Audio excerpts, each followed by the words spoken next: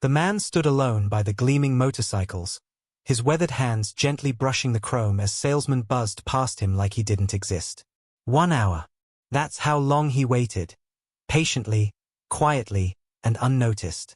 His faded military jacket clung to his thin frame, sun-bleached and worn at the seams. Every patch told a story. Every medal stitched to his chest whispered of sacrifice. But no one at the dealership cared. He asked questions once. Then twice. Got half-glances. Shrugs.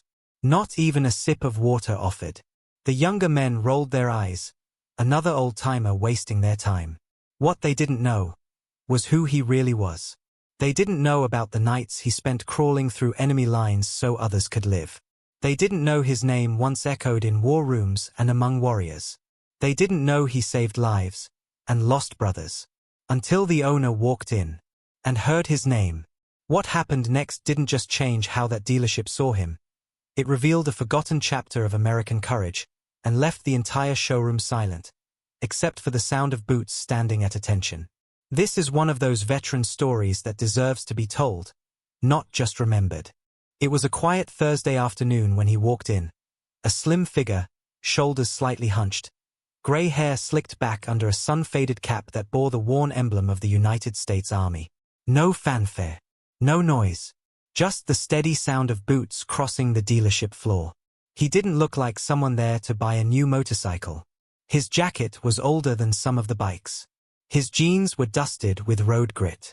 But his eyes, those eyes told a different story. Eyes that had seen things most wouldn't dare imagine. Eyes that carried the silent weight of memory, and maybe a little hope. He lingered by a black and red touring model, one that gleamed like a trophy under the dealership lights. He ran his fingers along the handlebars, not like a buyer, but like someone who remembered what freedom felt like when the wind hit your face on a long, empty highway. A salesman walked past him. Didn't say a word. Then another. And another. Minutes turned into 15. Then 30. Then an hour. Customers came and went. One of the sales guys, barely out of college, smirked to a coworker, probably can't even afford the kickstand. The veteran heard it. He said nothing. He just stepped back, giving space to a young couple that arrived. He nodded politely, smiled faintly, waited. The truth was, he wasn't there for a joyride. He was there because of a promise. 3 weeks earlier, his grandson, his only living family, had sent a letter from overseas. Stationed with the Marines, the young man had written, "Gramps, when I get back, I want us both to ride together. You always talked about that old Harley you had after Vietnam. Let's do it. Just you and me. A ride for the memories." That letter did something to him. He hadn't been on a bike in over 40 years. But it stirred something inside, not just nostalgia. It was purpose, connection, hope. And so, with a small retirement fund tucked away and decades of mechanical knowledge still locked in his hands, he decided he'd surprise his grandson. Buy the bike. Learn it again. Be ready for that ride. Only, no one cared enough to even ask his name. He tried once more, clearing his throat and walking up to the front counter. "Excuse me," he said gently. "Could someone help me with that touring model? I had a few questions." The young man behind the desk didn't even look up from his phone. "Someone will be with you in a bit." He nodded, sat down, and waited. That's when the door opened, and everything changed. A tall man in his mid-50s stepped in from the back office. Leather jacket, confident stride, and eyes that instantly scanned the room like someone used to taking charge. This was the owner, a former Marine himself. The kind who built his dealership not just for profit, but for people. His gaze swept across the floor, and paused. Something about the man in the corner felt familiar. The owner tilted his head, walked over slowly, noticed the patches on the jacket. The Special Forces insignia. The Bronze Star. A combat infantryman badge. And above it all, the nameplate. Colonel James R. Holston. The owner stopped in his tracks. He whispered the name aloud, almost disbelieving. "Holston." The older man looked up. "Yes." And in that moment, the tone of the entire room shifted. The young salespeople who had ignored him now froze. The smirking tech looked confused. And the owner? He snapped to attention. Straight-backed. Crisp. Colonel Halston, he said, voice tight with emotion. Sir, you probably don't remember me. But I remember you. You saved my unit in Ramadi. 3rd Battalion. 2004. A silence fell like a curtain. Colonel Halston's eyes flickered. He studied the man in front of him. Recognition took a few seconds. Then it came, soft, solemn. You, Corporal Jennings.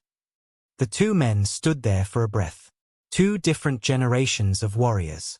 One moment, bridging years of memory and miles of sacrifice. Jennings, now the dealership owner, turned to his staff. This man is the reason I came home. The reason I got to start a family. The reason this dealership even exists. The salesman shifted uncomfortably. One quietly stepped away from his desk. And Jennings didn't stop. He was pinned down for 3 days behind enemy lines. No food. No backup. But he stayed with our wounded. Radioed for help. Refused extraction until every last one of us was safe. We called him Ghost Eagle, because we never saw him coming, but we always knew he was there. The colonel simply lowered his eyes, humble to the core. Jennings turned back to him. Sir, come with me.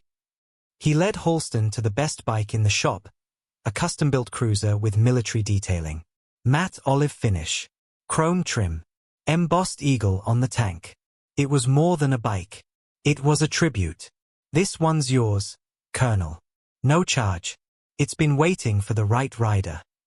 The veteran blinked slowly. For the first time in an hour, someone truly saw him. He tried to protest, but Jennings raised a hand. You gave me my life. Let me give you this ride. The dealership staff stood in silence as the colonel ran a hand along the tank. His fingers trembled slightly. Not from age, but from emotion. The kind that only comes from being remembered. The kind that only real war heroes know. Colonel James R. Halston never asked to be remembered. After retiring from the army, he chose the quiet life. A small cabin on the edge of town, far from traffic, far from noise. He filled his days with long walks, coffee in the mornings, and fixing broken things. Old toasters, clocks, even radios, anything discarded, he could bring back to life. But not all things could be repaired. He still carried the weight of the battlefield, not in medals or in ceremony, but in the silent spaces between conversations. When the house grew too still, his mind wandered back. To the smell of burning sand. To the sound of boots in formation. To the brothers he lost. And while the world moved on, chasing newer wars, fresher headlines, men like Halston became shadows. Forgotten heroes, tucked away in quiet corners of America. Their names vanished from memory, their sacrifices blurred by time. That's why Jennings' recognition mattered. Not because it fed the colonel's pride, but because it reminded him, for the first time in decades, that someone still remembered. That what he gave mattered. That his soldier sacrifice had not disappeared into the fog of war. That afternoon at the dealership became something none of them expected. Jennings didn't just hand him the keys and walk away. He cleared the floor, stood the staff in a line, and then, in a moment that sent chills through the room, he saluted. A sharp, respectful salute. The kind not seen in that place before. Slowly, awkwardly, the salesman followed. The youngest one, the same who had mocked Halston earlier, was the last to raise his hand. But when he did, his face had changed. There was no more smirk, only shame and respect. Colonel Halston stood motionless for a beat. Then he returned the salute. Not out of duty, out of grace. Jennings asked if he'd like to ride the bike then and there, but the colonel shook his head. No, he said softly. Not yet. I need to ride it with my grandson. We made a promise. Jennings nodded, eyes wet. When he's home, bring him here. We'll give him a proper welcome too. Later that evening, Jennings sat in his office and pulled out a dusty manila folder. Inside were handwritten notes, letters he'd kept from his deployment. Old yellowed photos. And near the bottom, a black and white grainy print of a soldier crouched behind cover, rifle in one hand, dragging a wounded Marine with the other. The photo was marked, Holston, Fallujah, 2004. Jennings had kept it all these years. He scanned it and posted it on the dealership's wall, above a new sign that read, "Dedicated to the unsung heroes who ride among us."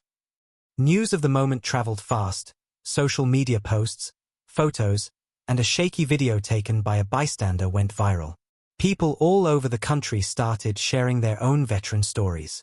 A truck driver in Missouri shared how a stranger in a diner once paid for his meal and turned out to be a Vietnam sniper. A nurse in Colorado wrote about her father's medals being buried in a drawer until she finally learned what he did in Korea. Something was happening. The story of Colonel Holston wasn't just touching hearts. It was awakening something in people.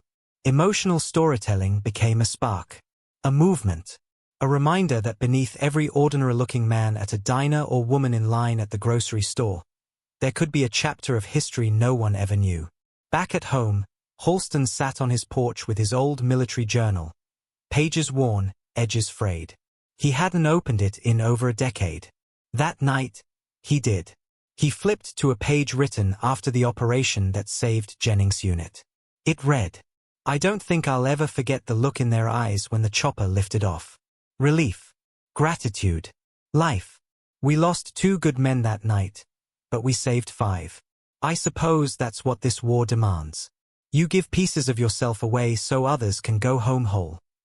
He closed the book and stared into the trees. A soft breeze moved the wind chimes.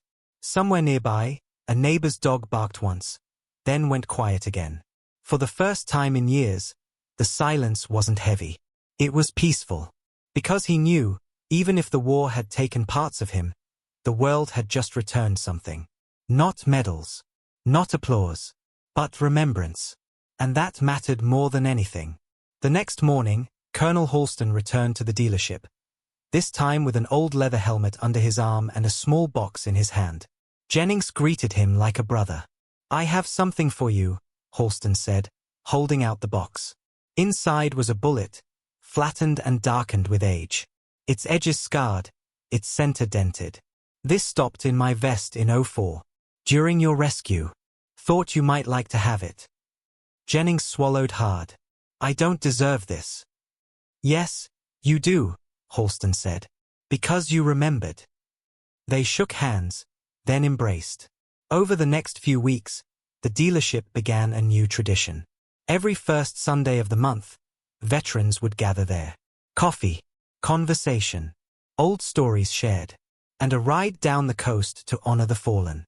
They called it the Ride for the Forgotten. Colonel Holston led the first one, riding the matte olive cruiser like he was 20 years younger, the American flag stitched to the back of his jacket flapping proudly in the wind. When he and his grandson finally rode together 2 months later, they didn't need words. Just the sound of engines. And the unspoken bond between generations of service. 2 soldiers. 1 promise. 1 road. It was the last Sunday of the month when the colonel stood in his driveway, tightening the strap of his helmet beneath his chin. The cruiser gleamed beside him, olive green with the polished steel eagle proud on the tank, sunlight bouncing off its curves like it had something to say. His neighbor, a young man named Devin who had only ever seen the colonel mowing his lawn or reading on the porch, stepped over hesitantly. "Sir, are you really riding out with that veteran group this morning?" Colonel Holston smiled and nodded. "Yes, son. Thought it was time." Devin scratched the back of his head. "My dad served in the Gulf. Never talked about it. Just kept everything bottled up. I always wished I could get him to open up." The colonel looked at him, steady and kind. "Sometimes, son, silence isn't because we forget. It's because we remember too much." That morning's ride for the forgotten had nearly doubled in size. Word had spread. Riders came from neighboring towns, then neighboring states. There were old Harleys, beat-up Yamahas, pristine Indian cruisers, and even a few quiet electric bikes, but every single one bore something in common. A small flag on the back with a name. A name of someone they rode for. A brother. A sister. A friend. A ghost. Colonel Holston took the lead, just as he once had in operations across Iraq and Afghanistan. But this time, there were no rifles, no tactical maps, no enemy lines, just the wind, the road, and memories. They passed through towns where children waved, veterans saluted from sidewalks, and even law enforcement stood beside their cruisers, hands over hearts. People had read the stories online. The dealership encounter had turned into a national news segment titled "One Name, One Salute, a Veteran Remembered." For the colonel, it wasn't about fame. It never had been. It was about showing others like him that they were not forgotten, that their quiet years, lived away from noise and applause, still held value. That real war heroes deserve more than just a passing thank you once a year. They deserve to be seen. At one of the rest stops, a younger veteran approached him. He looked nervous, maybe mid-30s, with sunken eyes and a hitch in his step. "Sir, I read about what happened at the dealership. I just wanted to say thank you. I served in Kabul. Lost 2 in my unit. Came home with a limp and a head full of noise. Didn't think anyone cared anymore. I almost gave up last year." Halston looked him in the eyes. "But you didn't." "No," the young man whispered. "Because of stories like yours." He pulled something from his vest, a unit patch, worn and frayed. "Would you ride with this for me?" The colonel took it with both hands, as though it were made of glass. "I will." And he did, pinning it just beneath the stars on his own jacket. A patch for a brother he'd never met, but would ride for, all the same. The ride ended at a memorial park where a bronze statue of a saluting soldier overlooked a garden of flags. The air was warm, but the crowd was still, a quiet reverence hovering like fog. Halston stepped forward, knees stiff but spirit unshaken. He stood in front of the statue, facing hundreds of people, veterans, families, civilians. "I was a ghost once," he said, voice strong and steady. "I came home, and the war didn't leave me. I stayed quiet. I thought silence was easier than explaining the weight we carry." He paused. "But today, I see that silence can be broken. That respect still lives in the hearts of this country. That unsung heroes can still be honored, if only someone's willing to listen." His words didn't echo loudly, they sunk deeply, because they were true. He turned to the crowd and said one final thing. "If you know a veteran, ask them. Sit with them. Ride with them. Let them speak, or let them be silent, but let them be seen." A hush followed. Then a single clap. Then many. Not the kind of clapping for performance, but the kind that rises for dignity. That evening, the colonel returned home. His driveway felt different now. Not because the house had changed, but because he had. The wind had blown off something that had clung to him for years. A heaviness he hadn't even noticed anymore. And in its place was something else. Lightness. Warmth. Maybe even peace. He parked the cruiser and sat on the porch. His dog trotted up beside him, settling at his feet. In his hand, he held a photo, one mailed by his grandson just that week. It showed the young Marine standing next to a chopper, grinning wide, a note scribbled on the back. "Just one more month, Gramps. I'll be home soon. Can't wait for our ride. I'm proud of you." Colonel Halston stared at the photo for a long time, his fingers tracing the edges. "I'm proud of you too," he whispered. That night, he opened a letter he had started writing years ago but never finished. It was addressed to the widow of a fellow soldier who didn't make it home. For years, he couldn't find the right words. Now, he wrote, he wasn't forgotten. Not by me. Not by the men he saved. And now, not by the people who hear his story. His name rides with me every time I turn the key. He sealed it with care. Because for the first time, the past was not something to hide, but something to honor. 1 month later, the morning sky barely touched with dawn. Colonel Halston stood at the airport arrivals gate, holding a small American flag in one hand and a worn leather jacket in the other. Around him, people bustled, hugs were shared, suitcases wheeled past, but his eyes were fixed ahead. Then he saw him. His grandson stepped through the gate in desert fatigues, a duffel over one shoulder and exhaustion on his face. But when he saw the old man, helmet under his arm, proud and waiting, his entire expression changed. He broke into a run. And right there, in the middle of that terminal, 2 generations of warriors met with a hug that said everything words never could. The colonel placed the jacket on his grandson's shoulders. "It's time," he said. "Let's ride." That afternoon, they pulled out of the driveway side by side, 2 motorcycles, 2 lives shaped by service, rolling into the horizon with the wind in their faces. No parades, no cameras, just freedom, just battlefield courage passed down like an heirloom. They rode the country roads where the trees met overhead, through towns where people waved, through open stretches where the sky went on forever. And everywhere they went, people looked. They saw the patches, the flag, the age in one face and the youth in the other. The connection that needed no explanation. At a small gas station in Oklahoma, a teenage boy came up to them, eyes wide. "You guys veterans?" The grandson nodded. "We both are." The boy looked at the colonel. "Wow. My grandpa served in Vietnam, but he never talks about it. I always wondered if he's okay." The colonel leaned in, eyes gentle. "He's okay. He's just carrying memories the world forgot how to ask about." The boy nodded slowly, as if hearing something he'd never known he needed. They stopped that evening in a small town where a VFW hall was holding a remembrance event. They hadn't planned it. They were just passing through. But word had spread. Someone recognized them from a news story. The dealership. The ride. And before long, a crowd gathered. Not out of fandom, but out of respect. Inside, veterans sat at long tables, sharing quiet laughter and solemn toasts. On a wall behind the bar, photos of local heroes. Some smiling, some forever young. The colonel and his grandson were invited to say a few words. The younger man declined, overcome with emotion. But Colonel Halston stood. He looked across the room. At the faces lined by time. At the empty chair draped with the POW MIA flag. At the faded banners that hung from the ceiling like echoes of a past the world tries too often to ignore. "I've worn this uniform for most of my life," he began. "But I spent too long believing the world had forgotten what it meant. Forgotten us." He paused, breath steady. "But it turns out, we were never forgotten.